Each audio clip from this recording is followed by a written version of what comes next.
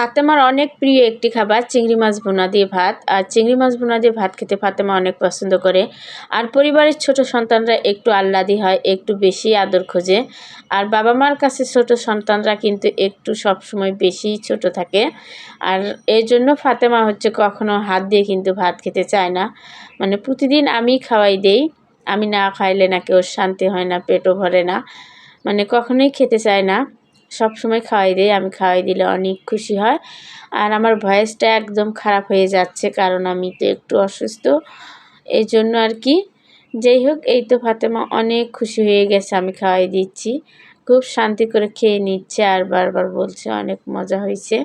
যাই হোক, আপনাদের কারো বাচ্চা কি এরকম আছে যে হাত দিয়ে না খাওয়াই দিলে কখনো খেতে চায় না? আমার মেয়ে কিন্তু এরকমই, হাত দিয়ে না খাওয়াই দিলে সারাক্ষণ না খেয়েই থাকবে, তারপরেও কিন্তু খাবে না, ক্ষুধা লাগলেও খাবে না, যতক্ষণ না খাওয়াই দিব ততক্ষণ খাবেই না, এরকম একটা অবস্থা।